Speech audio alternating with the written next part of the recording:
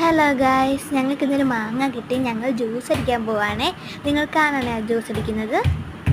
ആദ്യം നമുക്ക് കട്ടപ്പാൽ ഒന്ന് അടിച്ചെടുക്കാം. നല്ലതായിട്ട് പൊടിയുന്ന വിധത്തിൽ അടിക്കണം. എന്നിട്ട് നമുക്ക് മാങ്ങ ജാറിലേക്ക് അരിഞ്ഞിടാം. നല്ല ചെറുതായിട്ട് അരിയണേ, ബ്ലെൻഡ് ആവണ്ടേ. നല്ല മാങ്ങയാണ്, മധുരമുള്ള മാങ്ങയാണ്. പിന്നെ നമുക്ക് ഒരു 4 പഴം അരിഞ്ഞിട്ട് കൊടുക്കാം. പിന്നെ നമുക്ക് ഒരിച്ചിരി വെള്ളം ഒഴിക്കാം. അത് കഴിഞ്ഞിട്ട് നമുക്ക് പഞ്ചസാര ഇടാം. ഒരു 5 സ്പൂൺ ഇടാവേ.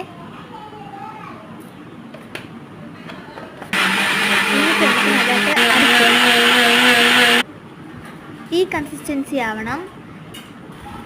എന്നിട്ട് നമ്മൾ നേരത്തെ അടിച്ചു വെച്ച കട്ടപ്പാൽ അങ്ങോട്ട് ഒഴിച്ചു കൊടുക്കാം.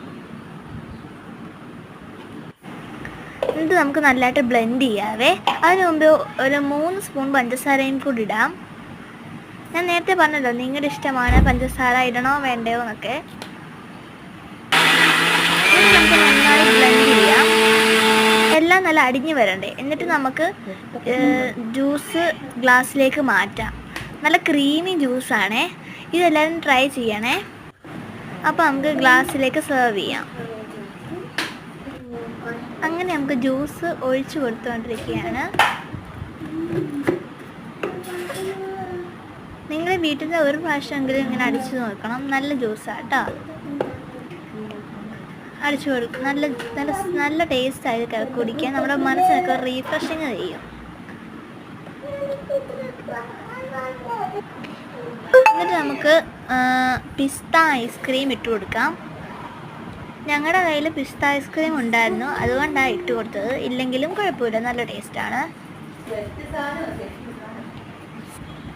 അപ്പോൾ ഇന്നത്തെ വീഡിയോ ഇത്രയേ ഉള്ളൂ. ടാറ്റാ.